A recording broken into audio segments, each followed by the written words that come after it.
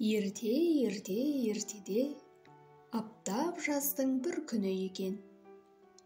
Таң сәріден шығыс жақтағы ауылдан батыс жақтағы ауылға қарай бір жалқау келе жатады.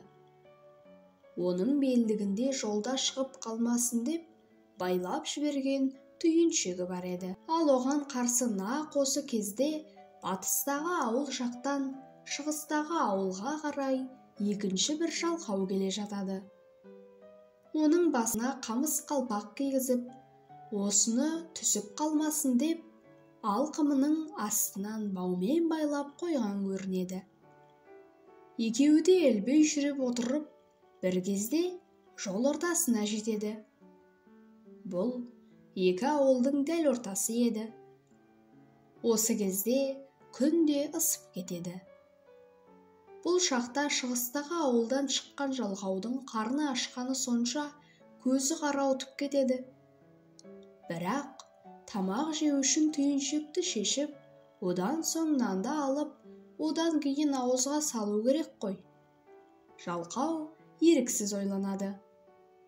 Машақаты көп жұмыс екен. Оған қарағанда аш жүре бергенімнің өзі артық шығар, дейді. Кенет өзіне қарсы басында қамыс қалпағы бар бір адам келе жатқаны көреді. Ол аяғын сынап басып, зорға келеді екен. Аузы аңқая ашылып кетіпті. Түріне қарағанда мынау да ашығып келе жатқан сияқты ғой, деп ойлайды келе жатқан жалқау.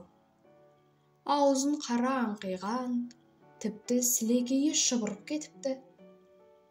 Солай ойлаған бұл, «Ей достым, егер сен ашығып келе жатқан болсаң, мен нанымның жартысын берейін.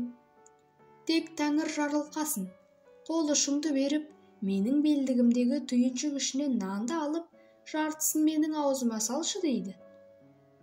Сонда батыстағы ауылдан келе жатқан жалқау былай дейді.